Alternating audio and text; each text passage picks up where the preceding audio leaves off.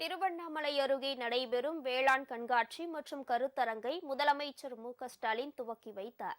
பின்னர் அங்கு நடைபெற்ற அரசு விழாவில் 2095 கோடி ரூபாய் மதிப்பிலான திட்டப் பணிகளையும் துவக்கி வைத்தார். தோட்டக்கலைத்துறை சார்பில் திருவண்ணாமலையிலிருந்து திருக்கோவிலூர் செல்லும் சாலையில் அரசு மேல்நிலைப்பள்ளி எதிரில் வேளாண் அறிவியல் கண்காட்சி மற்றும் கருத்தரங்கம் 2 நாட்கள் நடைபெறுகிறது.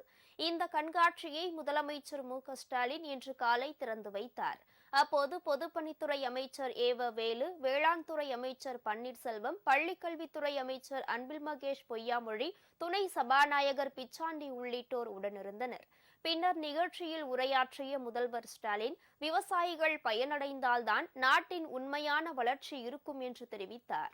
இந்த ஆண்டு கனமழையால் பாதிப்படைந்த பயிர்களுக்கு விரைவில் நிவாரணத் தொகை வழங்க நடவடிக்கை எடுக்கப்படும் என முதலமைச்சர் தெரிவித்தார். 2024-25 ஆண்டு வடகிழக்கு பருவமழை மற்றும் ஜனவரி மாதம் பெஞ்ச பருவம் தவறிய மழையால் பாதிக்கப்பட்ட 5.6 லட்சம் ஏக்கருக்கு நிவாரணத் தொகையா 289 கோடியே 63 லட்சம் ரூபாய 3,60,000 விவசாயிகளுக்கு மாநில பேரிடர் நிவாரண நிதியிலிருந்து வழங்கணும்னு 23ஆம் தேதி நான் உத்தரவிட்டு விட்டுத்தான் நான் இந்த மாவட்ட நிகழ்ச்சிக்கு வந்திருக்கிறேன். இந்த ஆண்டு கனமழையால் ஏற்பட்டுள்ள பயிர் சேதங்களுக்கு விரைவில் நிவாரண உதவித்தொகை வழங்க நடவடிக்கை எடுத்துக்கிட்டு இருக்கோம் என்பதையும் உங்களுக்கு தெரிவிச்சுக்கிறேன்.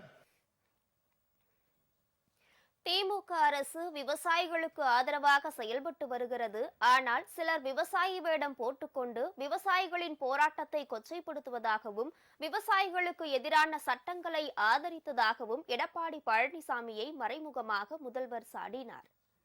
நாம ஆட்சி பொறுப்பேற்ற உடனே வேளாண்மை துறைன்னு இருந்த பெயரை வேளாண்மை மற்றும் உழவர் நலத்துறைன்னு மாத்தணும். சிலர் பேரெல்லாம் இஷ்டத்துக்கு மாத்துவாங்க. ஆனா விவசாயிகளை தவிக்க விட்டு நடுத்தூரில் போராட்ட விட்டுருவாங்க. இன்னும் சிலர் விவசாயி வேடம் போட்டுக்கிட்டு அரசியல் பண்ணுவாங்க. ஆனா விவசாயிகளை பாதிக்கிற சட்டங்களை ஆதரிப்பாங்க. விவசாயிகளுடைய போராட்டத்தை கொச்சைப்படுத்துவாங்க.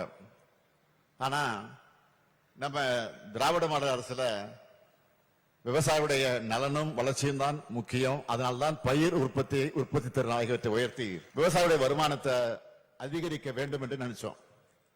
அதுக்காக வேளாண்மைக்குன்னு தனி பட்ஜெட்டை போட ஆரம்பிச்சோம். பின்னர் நடைபெற்ற அரசு விழாவில் 314 கோடி ரூபாய் மதிப்பில் முடிவுற்ற திட்டப்பணிகளை துவக்கி வைத்த முதல்வர் 46 திட்டப்பணிகளுக்கு அடிக்கல்லும் நாட்டினார். அப்போது உரையாற்றிய முதல்வர், பருவமழையால் பாதிக்கப்பட்ட விவசாயிகளுக்கு நிவாரணம் வழங்க 289 கோடியே 63 லட்சம் ரூபாய் விடுவிக்கப்படுவதாகவும் முதல்வர் அறிவித்தார்.